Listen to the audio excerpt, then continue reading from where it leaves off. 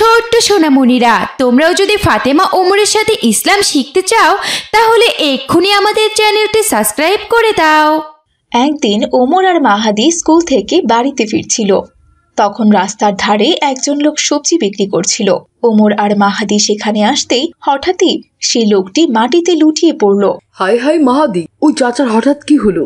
হ্যাঁ হ্যাঁ ওমর, চলো চলো তাড়াতাড়ি চলো, গিয়ে দেখি চাচার কি হলো। এরপর মাহাদি আর ওমর সেখানে গিয়ে দেখলো লোকটি হার্ট অ্যাটাক করে মারা গেছেন। মাহাদি, চাচা তো মারা গেছে, এখন কি হবে? চাচার আত্মীয় স্বজন কাউকেই তো আমরা চিনি না। ওনাকে তো অনেকদিন থেকেই দেখছি এখানে তরকারি বিক্রি করতো। সেটাই তো, কিন্তু এখন কি করা যায় বলো তো ওমর? আমাদের এখন লোকজনকে ডাকতে হবে মাহাদি। কে কোথায় আছেন একটু তাড়াতাড়ি এইদিকে আসুন, একজন মানুষ মারা গিয়েছে, তাড়াতাড়ি আসুন আপনারা। ওমরের এমন চিৎকারে পথচারী ও আশেপাশে যারা ছিল সবাই সেখানে চলে এলো।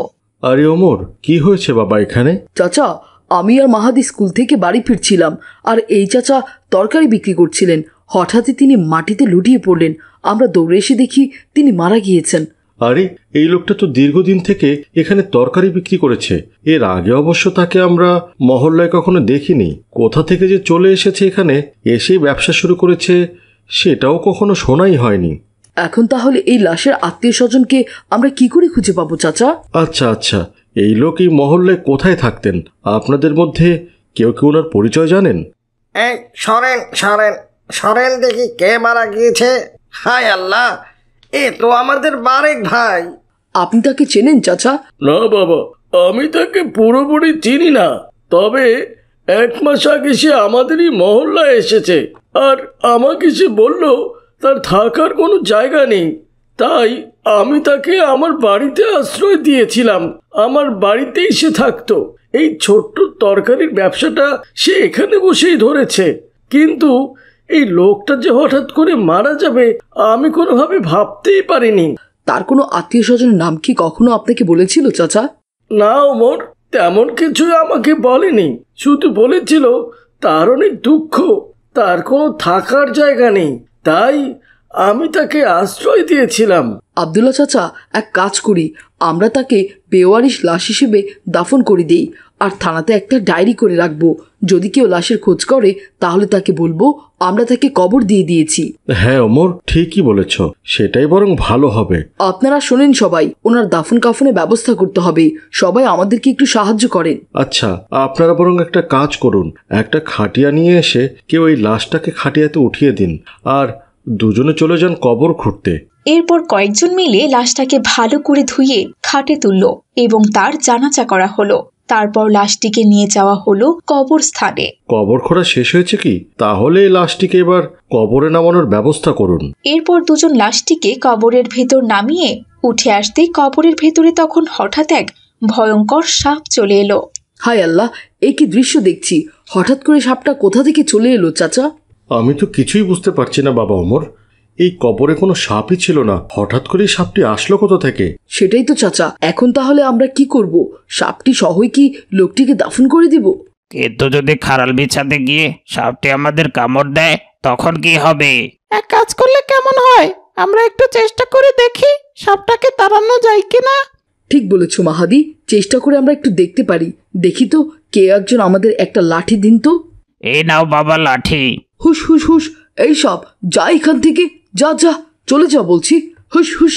দেখেছেন চাচা, এই সাপ তো এখান থেকে সরছেই না, উল্টো আমাকে ছোবল মারতে চলে এসছে। এখন কি হবে চাচা? বাবা ওমর, তুমি ছোট মানুষ বলে হয়তোবা সাপটা তোমাকে দেখে ভয় পাচ্ছে না। লাঠিটা আমাকে দাও, আমি দেখি কোনোভাবে একটু তাড়ানোর চেষ্টা করি। হুস হুস, এই সাপ যা বলছি, যা এখান থেকে, চলে যা এখান থেকে। চাচা, সাপ তো আপনার কথাও শুনছে না, এখন কি করা যায়? এ তো খুবই চিন্তার বিষয়। এই সাপকে এখান থেকে সরাতে না পারলে তো আমরা কবরের উপরে বাঁশের খাড়ালও বিছাতে পারছি না।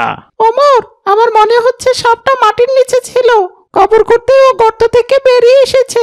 আমরা যদি লাশটা তুলে অন্য একটা কবর খুঁড়ি তাহলে সেই কবরেই তাকে দাফন করতে পারবো। ঠিক বলেছ, কিন্তু আমাদের তো এখন লাশটা কবর থেকে তুলতে হবে। সাপ কবরের ভিতরে থাকলে আমরা লাশটা তুলবো কি করে? সাপটাকে যদি আমরা মেরে ফেলি তাহলেই তো আমরা লাশটাকে তুলে ফেলতে পারবো, বলো? কিন্তু মাহাদি, কবরের ভেতরে থাকা সাপটিকে আমাদের কি মেরে ফেলা ঠিক হবে? তাহলে আমরা এখন কি করব ওমর? আমরা কি এখানে দাঁড়িয়েই থাকবো? একটা উপায় তো বের করতেই হবে। আমরা তাহলে একটা কাজ করি, এই সাপটিকে না হয় মারার চেষ্টা করি। আচ্ছা ঠিক আছে চাচা, একটু দেখেন তো সাপটাকে মারা যায় কিনা। ঠিক আছে বাবা ওমর, আমি চেষ্টা করছি। এরপর আব্দুল্লাহ লাঠি নিয়ে সে সাপটাকে আঘাত করার চেষ্টা করলো, কিন্তু সাপটি তৎক্ষণাৎ সরে গিয়ে অন্য পাশে চলে যাচ্ছিল। কিছুতেই তারা সেই সাপটিকে মারতেও পারছিল না। বাবা ওমর, এই সাপটাকে তো মারাই যাচ্ছে না। ওকে মারার চেষ্টা করলেই অন্য পাশে সরে যাচ্ছে। আমার মনে হয় এখানে অন্য কোনো সমস্যা রয়েছে, তা না হলে এই কবরের ভেতর সাপ আসবে কিভাবে? সেটাই তো চাচা, কিন্তু আমরা এখন কি করব? লাশটাকে তো এইভাবে রেখে যেতেও পারবো না। অন্যরা লাশ দাফন করতে আসলে তো ভয় পেয়ে যাবে। বাবা ওমর, আমি বলি কি, আমরা একজন ভালো আলেমকে এই কবরস্থানেই বরং ডেকে নিয়ে আসি, তাহলে সে বলতে পারবেন কেন এমনটা হচ্ছে। হ্যাঁ চাচা, সেটাই ভালো হবে। মাহাদি, চলো আমার সাথে। আমি একজন খুব বড় আলেমের সন্ধান জানি, তাকে এখানে ডেকে নিয়ে আসি। চাচা, আপনারা এখানে থাকেন, আমি আর মাহাদি সাইকেল নিয়ে যাব আর চলে আসব। ঠিক আছে ওমর। এরপর ওমর তার সাইকেল নিয়ে চলল সেই বড় আলিমের সন্ধানে। মাহাদিও তার সাথে ছিল। ওই তো সালাফিয়া মাদ্রাসা, এইখানে সে বিখ্যাত আলেম থাকেন। চলো মাহাদি। মাহাদি আর ওমর গিয়ে সেখানে দায়িত্বে থাকা একজনকে বলে সেই বিখ্যাত আলিমের সাথে দেখা করতে চাইল। আসসালামু আলাইকুম হুজুর। ওয়ালাইকুম আসসালাম। কি ব্যাপার, তোমরা তো অনেক ছোট মানুষ। আমি তো ভেবেছিলাম বড় কেউ এসেছে। তোমাদের আবার আমার সাথে কি দরকার বাবারা? হুজুর, খুব একটা বিপদে পড়ে আপনার কাছে এসেছি। বিপদ? কি বিপদ হয়েছে তোমাদের? বলো দেখি, আমি তোমাদের কিভাবে সাহায্য করতে পারি। এরপর মাহাদি আর ওমর সমস্ত ঘটনা সে বিখ্যাত আলিমকে খুলে বলল। সব শুনে সেই আলিম বললেন, বুঝেছি, এটা ওই লোকের পাপের ফল। ওটা কোনো সাধারণ সাপ নয়, ওটা জাহান্নামের সাপ। ওই লোকের নিশ্চয়ই কোনো বড় পাপ আছে, এজন্যই ওই সাপ তাকে কবরে নামানোর সাথে সাথেই চলে এসেছে। সে ওই সাপের হাত থেকে কিছুতেই মুক্তি পাবে না। কিন্তু হুজুর, লাশটাকে তো দাফন করে দিতে হবে, তাকে তো আমরা ওই অবস্থায় রাখতেও পারবো না। আর সবাই সাপ দেখে অনেক ভয়ও পাচ্ছে। এখন কি করা যায় হুজুর? আপনি একটি উপায় বলেন। হ্যাঁ, লাশ তো দাফন করতেই হবে। আচ্ছা ঠিক আছে, আমি লাশ দাফনের ব্যবস্থা করে দিচ্ছি। ওই সাপ কাউকে কিচ্ছু করবে না। চলো, আমিও যাচ্ছি তোমাদের সাথে। এরপর সেই বিখ্যাত হুজুর একটা রিকশা করে চলল সেই কবরস্থানের দিকে। ওমর আর মাহাদিও চলল সাইকেলে করে। ইন্না নিল্লাহি ওয়া ইন্না ইলাইহি রাজিউন। হাই আল্লাহ, আল্লাহর কি অসীম ক্ষমতা। দেখেছেন আপনারা, আল্লাহ তাআলা কিছু কিছু পাপের শাস্তি মানুষকে দুনিয়াতেই দেখিয়ে থাকেন। ইনি হচ্ছে তার প্রমাণ। কি বলেছেন হুজুর? ইনি তাহলে তার পাপের শাস্তি পাচ্ছেন? হ্যাঁ হ্যাঁ, এটা তার পাপেরই শাস্তি। তা না হলে কবরে সাপ থেকে চলে আসবে। আর সাপ আসলেও তো তাকে লাঠি দেখালেই সে ভয়ে সেখান থেকে চলে যাওয়ার কথা। সাপকে কি আপনারা লাঠি দিয়ে তাড়াতে পেরেছেন? না হুজুর, কোনোভাবেই আমরা এই সাপটাকে তাড়াতে পারিনি। এমনকি সাপটাকে আমরা মেরেও ফেলতে চেয়েছিলাম, কিন্তু মারতে গেলেও সেটি অন্য পাশে সরে যাচ্ছে। কিছুতেই সে কবর থেকে সরছে না। আচ্ছা, এই লোকটা সম্পর্কে কেউ কি কিছু জানেন? নিশ্চয়ই তার বড় কোনো পাপ আছে। হুজুর, এই লাশ বেঁচে থাকতে এর চাচার বাড়িতেই থাকতো। ওনার নাম কি বারেক। আমরা তাকে চিনতাম না, হঠাৎ করেই সে আমাদের মহল্লায় এসেছে। আপনার বাড়িতে থাকতো? আপনি কি জানেন এই লোকের বাড়ি কোথায়? হুজুর, ইনার বাড়ি কোথায় তা আমি জানি না, তবে ইনি আমাকে বলেছিলেন ইনি নাকি জীবনে খুব বড় একটি পাপ করেছেন, তাই তিনি তার আত্মীয়দের সঙ্গে সম্পর্ক ছিন্ন করেছেন, আত্মীয়দের হক মেরে খেয়েছেন। এজন্যই আত্মীয়রাও তার থেকে দূরে সরে গেছে, এমনকি তার স্ত্রীও তাকে ছেড়ে চলে গেছে। সবাইকে হারিয়ে তিনি নিঃস্ব হয়ে গিয়েছিলেন, তখন সে বাড়ি ছেড়ে চলে এসেছে। দেখলেন তো, আপনাদের বলেছিলাম না উনি বড় একটা পাপের সাথে জড়িত। আত্মীয় সম্পর্ক ছিন্নকারী কখনো জান্নাতে প্রবেশ করতে পারবে না। এটা আমাদের নবী করিম সাল্লাল্লাহু আলাইহি সাল্লাম নিজে বলেছেন। তাছাড়াও ইনি ওনার নিকটতম আত্মীয়দেরও হক মেরে খেয়েছেন, এজন্যই তার এই অবস্থা হয়েছে। তবে এই সাপ আপনাদের কিচ্ছু করবে না। আপনারা লাশটাকে দাফন করে দিন, আমি দোয়া করছি। মিনহা খালাকনাকুম ওয়া ফিহা নুইদিকুম ওয়া মিনহা নুখরিজুকুম তারাতান উখরা। মিনহা খালাকনাকুম ওয়া ফিহা নুইদিকুম ওয়া মিনহা নুখরিজুকুম তারাতান উখরা। হুজুর দোয়া পড়তে লাগলেন আর কবরের মধ্যে সাপ থাকা অবস্থায় বাঁশের খাড়াল দেয়া হলো এবং কবরে মাটি দেয়া হলো। আপনারা আজকে নিজ চোখে দেখলেন তো, আল্লাহ তাআলা পাপীকে কখনোই ক্ষমা করেন না। আপনারা এখানে উপস্থিত যারা আছেন তারা অবশ্যই 5 ওয়াক্ত নামাজ পড়বেন, আত্মীয়দের সাথে সম্পর্ক ঠিক রাখবেন, কখনো কারো হক মারবেন না, রোজা রাখবেন, ধনীরা হজ পালন করবেন, দান খয়রাত করবেন। তাহলে আল্লাহ তাআলা আমাদের সবাইকে এমন শাস্তি থেকে রক্ষা করবেন। সবাই বলুন আমিন। আমিন। তো দেখলে তো ছোট্ট বন্ধুরা, মৃত্যুর পরে আমাদের জন্য কি শাস্তি অপেক্ষা করছে। আমরা এখন থেকে আল্লাহ তাআলাকে ভয় করা শুরু করব। আমরা কোনো পাপ কাজে লিপ্ত হব না, সব সময় আল্লাহর গোলামি করব। আজ তাহলে এখানেই বিদায় নিচ্ছি ছোট্ট বন্ধুরা, ভালো থেকো তোমরা। আসসালামু আলাইকুম ওয়া রাহমাতুল্লাহ।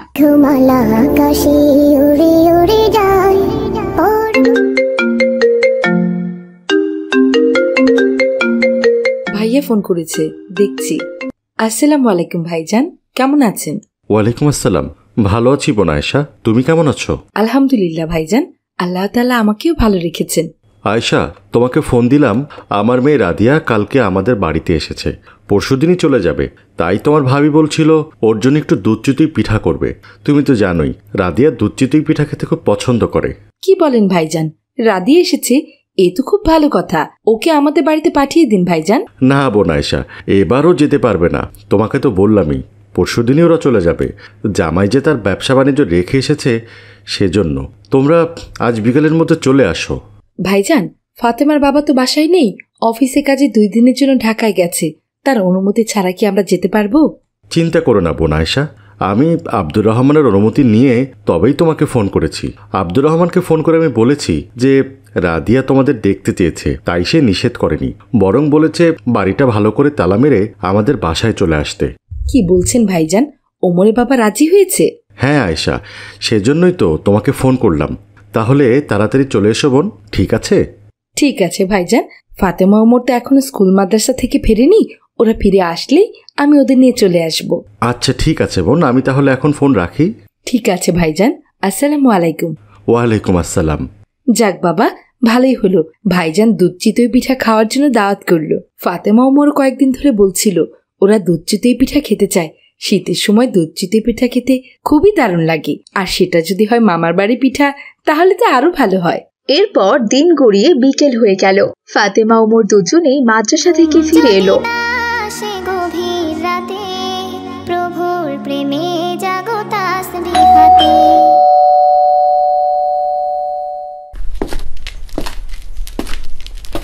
আসসালামু আলাইকুম আম্মি জান। ওয়ালাইকুম আসসালাম আমার সোনারা, তোমরা চলে এসেছো?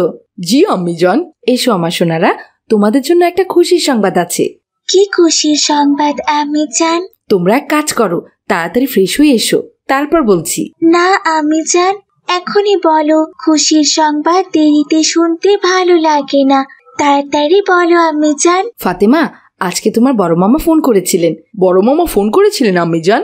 কি বললেন তিনি? তোমার বড় মামা শীতের দুধ চিতই পিঠা খাওয়ার দাওয়াত করেছেন, আর আজ বিকেলে তাদের বাড়িতে যেতে বলেছেন। কি বলছেন কি আম্মি জান? বড় মামা দুধ চিতই পিঠা খাওয়ার দাওয়াত দিয়েছেন? কি মজা, কি মজা! আমি কতদিন থেকে তোমাকে বলছিলাম দুধ চিতই পিঠা খাবো, কিন্তু তুমি তো বানাচ্ছিলেই না। তোমার বাবা এই সময় বাসায় নেই, অফিসের কাজে শহরে গেছে, এর জন্যই তো বানাচ্ছিলাম না মা। আর এর মধ্যেই তো দাওয়াতও পেয়ে গেলাম। কিন্তু আম্মিজান, আব্বুজান কি অনুমতি দিয়েছেন বড় মামার বাড়িতে যাওয়ার? হ্যাঁ হ্যাঁ বাবা ওমর, তোমার আব্বুজান অনুমতি দিয়েছেন। তোমার বড় মামা আমাকে ফোন করার আগে তোমার বাবাকে ফোন করেছিলেন, তোমার বাবা অনুমতি দিয়েছেন, বলেছেন বাড়িটা ভালো করে তালাবদ্ধ করে যেন আমরা দাওয়াত খেতে যাই। ইস, অনেক মজা হবে। আমরা তাহলে কখন যাচ্ছি মামার বাড়িতে? এই তো, তোমরা হাত মুখ ধুয়ে ফ্রেশ হয়ে নাও আর হালকা কিছু নাস্তা করো, তারপরে আমরা রওনা করব। ও, আরেকটা খুশির খবর তো তোমাদেরকে বলাই হয়নি। আরো খুশির খবর আছে? কি খুশির খবর আম্মি জান? হ্যাঁ আমার সোনারা, আরেকটা খুশির খবর আছে, তোমার রাদিয়া আপু এসেছেন। কি বলছো আম্মি জান? রাদিয়া আপু এসেছে? কতদিন রাদিয়া আপুকে দেখিনি, এবার রাদিয়া আপুকেও দেখা হবে। হ্যাঁ হ্যাঁ, যাও তাড়াতাড়ি রেডি হয়ে নাও, একটু পরেই বেরিয়ে পড়বো।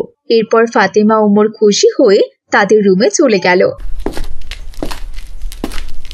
তারপর তারা রেডি হয়ে এসে নাস্তা খেয়ে রওনা করলো মামার বাড়িতে যাওয়ার জন্য।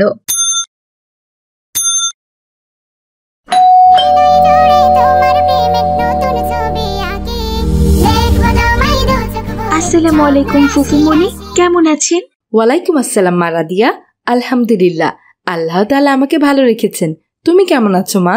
আলহামদুলিল্লাহ ফুফুমণি, আমিও ভালো আছি। ফাতেমা, ওমর, তোমরা কেমন আছো? জি রাদিয়া আপু, আমরাও ভালো আছি। আরে আয়শা, চলে এসেছো তোমরা? জি ভাইজান, আসসালামু আলাইকুম। ওয়ালাইকুম সালাম। এসো এসো। রেহানা, দেখে যাও কে এসেছে। আরে আয়শা, কেমন আছো তুমি বোন? জি ভাবি, ভালো আছি। তুমি কেমন আছো? আলহামদুলিল্লাহ, আমিও ভালো আছি। তোমরা কেমন আছো ফাতেমা, ওমর? জি মামি, আমরাও ভালো আছি। ফাতেমা, ওমর, যাও তোমরা গেস্ট রুমে চলে যাও। মা রাদিয়া, জামাই কোথায়? জামাইকে তো দেখছি না। ফুফুমণি, তোমাদের জামাই গিয়েছে বাজারে নারিকেল নিতে। বাবা নারিকেল আনতে ভুলে গিয়েছে। নারিকেল ছাড়া কি আর চিতই পিঠা জমে? ঠিক বলেছ রাদিয়া। ফাতেমা ওমর তো অনেকদিন থেকেই চিতই পিঠা খাবে বলে আমাকে বলছিল, কিন্তু ওর বাবা ঢাকায় যাওয়ায় আমি আর পিঠা বানাইনি। আজকে যখন ভাইয়া পিঠার দাওয়াত করলো, ওরা শুনে তো খুব খুশি হয়েছে। একদম লাফিয়ে লাফিয়ে মামা বাড়ি চলে এলো। খুব ভালো হয়েছে বোন। রাদিয়াও তো চিতই পিঠা খেতে খুব পছন্দ করে, তাই এই একটু ছোটখাটো আয়োজন করলাম। তবে আব্দুর রহমান না আসায় মনটা বরং আমার একটু খারাপই হলো। ওর জন্য রেখে দিও রেহেনা, বাসায় নিয়ে গিয়ে ফ্রিজ করে দিও বোন। ও ফিরে এলে তারপর খেয়ে নেবে, ঠিক আছে? ঠিক আছে ভাইজান, সমস্যা নেই, নিয়ে যাব। বোন, তুমি এখন তোমার ভাবির সাথে গিয়ে পিঠা বানানোর প্রস্তুতি নাও। রাদিয়া, যাও তুমি গিয়ে ফাতেমা আর ওমরের সঙ্গে গিয়ে গল্প করো। এরপর আয়েশা তার ভাবির সাথে চলে গেল রান্নাঘরে।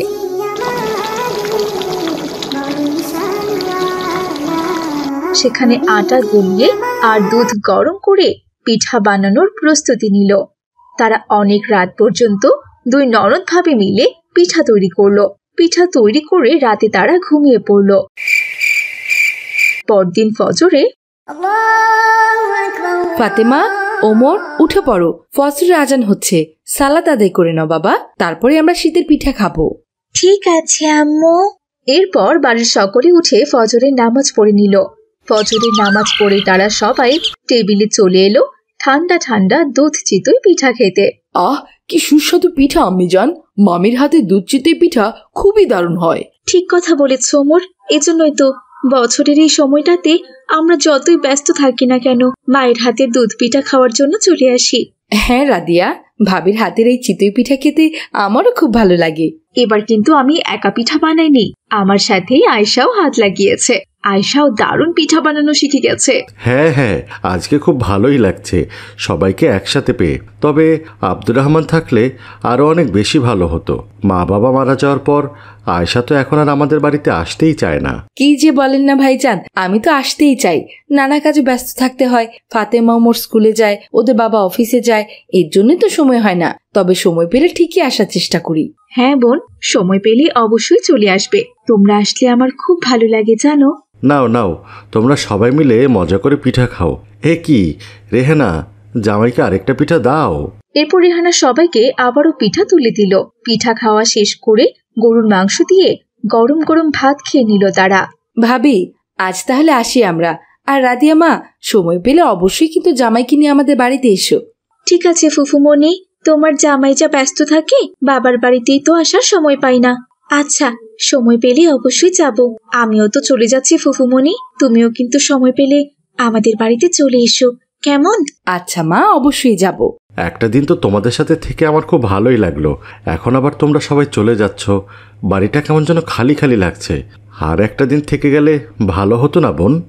না ভাইজান, কালকে ফাতেমা ওমরের স্কুল খোলা, তাছাড়াও বাসাটাও খালি। আবার দেখা হবে কোনো একদিন ভাইজান। ভাবি, ভালো থেকো তোমরা। আমরা তাহলে আসি। আসসালামু আলাইকুম। ওয়ালাইকুম আসসালাম। এরপর ফাতেমা ওমর তাদের মামা মামির কাছ থেকে বিদায় নিয়ে নিল। তো দেখলে তো ছোট্ট বন্ধুরা, গ্রামে কিন্তু এমনই হয়। শীতের সময় গ্রামের মানুষজন চিতই পিঠা তৈরি করে। শীতের সকালে ঠান্ডা ঠান্ডা দুধ চিতই পিঠা খেতে কি যে মজা, সেই গল্পই আমি তোমাদের মধ্যে তুলে ধরার চেষ্টা করেছি। আশা করি তোমাদের পরিবারেও এমনটা হয়। ভালো থাকুক সবার আত্মীয় স্বজন। আজ তাহলে এখানেই বিদায় নিচ্ছি ছোট্ট বন্ধুরা। ভালো থেকো তোমরা। আসসালামু আলাইকুম ওয়া রাহমাতুল্লাহ। কি হলো হালিমা, দাঁড়িয়ে পড়লে কেন? তোমাকে বললাম না তাড়াতাড়ি রিকশায় ওঠো, পীর বাবার কাছে যাব, পানি পড়া আনতে হবে। আপনি কি বলছেন মাইসার বাবা? পীর বাবার কাছে কেন যেতে হবে? আমরা তো আল্লাহর কাছে যাইতে পারি, বলুন। আল্লাহর কাছে তো এর আগে অনেক চেয়েছি, কই আল্লাহ কি দিয়েছেন? উল্টো আল্লাহর কাছে চেয়ে পেয়েছি এই দুটো অভাগা মেয়েকে। আমি মেয়ে দিয়ে কি করব শুনি? আমার দরকার ছেলে সন্তান। মেয়েদের বিয়ে দিয়ে দিলেই ওরা শ্বশুর বাড়ি চলে যাবে, তাহলে আমার বংশের বাতি থাকবে কি করে? হ্যাঁ, এইসব আপনি কি কথা বলছেন? এসব কথা বলাও যে পাপ। আমরা যা কিছু চাইবো সবকিছু মহান আল্লাহ তাআলার কাছে চাইবো, কোনো পীর বাবার কাছে নয়। উনি কোনো সাধারণ পীর নয়, উনি হচ্ছেন একজন কামেল পীর। আমার এক বন্ধু বলেছে তারও একটা না দুটো মেয়ে হয়েছিল, সে পীর বাবার কাছে থেকে থেকে তার স্ত্রীকে পানি পড়া নিয়ে খাইয়েছিল। এরপরই ওর স্ত্রীর ছেলে সন্তান হয়েছে। আমার বিশ্বাস ওই পীর বাবাই পারবে আমাদেরকে একটা ছেলে সন্তান উপহার দিতে। হায় আল্লাহ, আপনি যে আল্লাহ তাআলার সাথে শিরক করছেন। সন্তান দেওয়া বা না দেওয়া, মানুষের রিজিকের ব্যবস্থা করা বা না করা, এই সমস্ত বিষয় আল্লাহ তাআলাই একমাত্র করতে পারেন। এসব কোনো পীর বাবার কাজ নয়। আপনি দয়া করে বোঝার চেষ্টা করুন। আচ্ছা ঠিক আছে হালিমা, তুমি যদি পীর বাবার কাছে নাই যাও, তুমি যেও না, তাহলে এই কালো রিকশায় করে সোজা এখান থেকে তুমি তোমার বাবার বাড়িতে চলে যাবে। তোমাকে আমি আমার বাড়িতে রাখতে চাচ্ছি না। আমি দরকার হয় আরেকটা বিয়ে করব এবং তাকে নিয়ে পীর বাবার কাছে যাব। তারপরেও আমি ছেলে সন্তানের বাবা হতে চাই, মানে চাই। এটাই আমার ফাইনাল কথা। মা, বাবা যখন বলছে বাবার কথা শোনো মা, তা না হলে যে তোমাকে বাড়ি থেকে বাবা বের করে দেবেন। উফ, আমরা জন্ম নিয়ে খুব বড় ভুল করেছি মনে হচ্ছে। বাবার দরকার ছেলে সন্তান, মেয়ে নয়। হ্যাঁ হ্যাঁ, ভুল করেছিস তোরা। একজন মেয়ে আরেকজন ছেলে হয়ে জন্মাতে পারিসনি। যদি তেমনই হইতিস তাহলে তো আমি আর আজকে ছেলে সন্তান চাইতাম না। আমার এখন ছেলে সন্তান লাগবেই লাগবে। হ্যাঁ মা, আপু ঠিক কথাই বলেছে। তুমি যাও বাবার সাথে, আমরা তোমাকে হারাতে চাই না মা। এভাবেই আপত্তি থাকা সত্ত্বেও হালিমা বাধ্য হয়ে আব্দুল্লাহর সাথে সে পীর বাবার কাছে যেতে রাজি হলো। এসেছিস তোরা, খুব ভালো করেছিস। তোদের ছেলে সন্তান পেতে আমি ছাড়া আর কোনো উপায় নেই। তোর বন্ধু ঠিক কথাই বলেছিল, সে আমার কাছ থেকেই পানি পড়া নিয়ে তার বউকে খাইয়ে ছেলে সন্তানের বাবা হয়েছে। তুইও হতে পারবি। এর জন্যই তো এসেছি পীর বাবা। আমার স্ত্রী তো এখানে আসতে রাজিই ছিল না, ওকে একরকম জোর করেই আনা হয়েছে। পীরের প্রতি বিশ্বাস নেই ওর, এজন্যই তো ওর আজ এই অবস্থা। আচ্ছা যাই হোক, ও ভুল করেছে। যখন ওর ছেলে সন্তান হবে তখন আমার উপর থেকে ওর ভুল ধারণাটা ঠিক চলে যাবে। এখন জলদি করে 3003 টাকা আমার সামনে ফেলে দে। আচ্ছা ঠিক আছে পীর বাবা, এখনই দিচ্ছি। এরপর আব্দুল্লাহ দ্রুত তার পকেট থেকে 3003 টাকা বের করে পীর বাবার সামনে রেখে দিল। আর পীর বাবা এক গ্লাস পানি পরে ওর হাতে দিল। এই ধর, এক্ষুনি এই 1 গ্লাস পানি তোর বউকে এক নিঃশ্বাসে খেয়ে ফেলতে বল। আমি এই পানি পরে দিয়েছি, নিশ্চয় তোর এবার ছেলে সন্তান হবে, চিন্তা করিস না। ধন্যবাদ পীর বাবা, আপনাকে অসংখ্য ধন্যবাদ। আরে আরে, অত ধন্যবাদ দিতে হবে না, এটা তো আমার দায়িত্ব। আমার কাছে কেউ কোনো কিছু চাইতে এলে কেউ খালি হাতে ফিরে যায় না, বুঝেছিস? এই নাও হালিমা, তাড়াতাড়ি এই পানি পড়াটুকু খেয়ে নাও। হালিমা তার অনিচ্ছা থাকা সত্ত্বেও স্বামীর জোড়াছুড়িতে পানির গ্লাসটি হাতে নিয়ে 1 গ্লাস পানি পুরোটাই খেয়ে নিল। চিন্তা করিস না, ও একবার যখন পানি খেয়ে নিয়েছে, ওর পেটে যে সন্তানই থাকুক না কেন সেটাই ছেলে সন্তানে পরিণত হয়ে যাবে। 7 দিনের মধ্যেই তোর ছেলে সন্তান এই দুনিয়াতে চলে আসবে। তবে একটা শর্ত আছে, একটা বড় দেখে উট দিয়ে তোর ছেলের আকিকা করাবি, ঠিক আছে?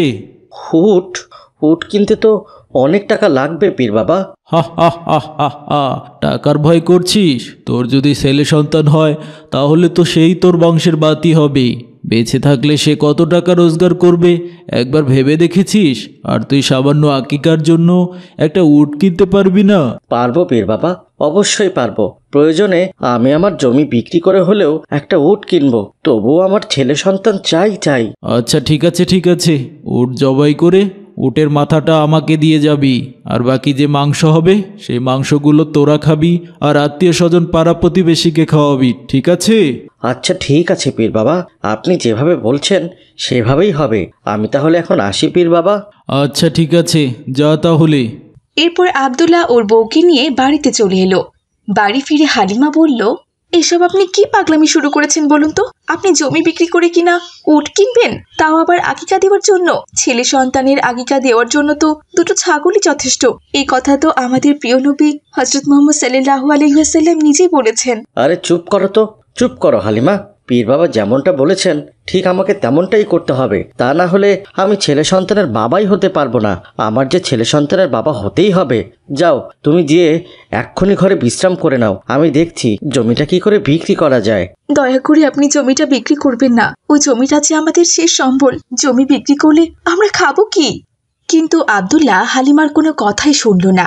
সে সেখান থেকে চলে গেল রমজান ব্যাপারীর কাছে। রমজান ব্যাপারীর কাছে গিয়ে সে তার শেষ সম্বল জমিটা 10 লাখ টাকায় বিক্রি করলো, আর সেই টাকা দিয়ে একটা উট কিনে নিয়ে আসলো। হতাম যদি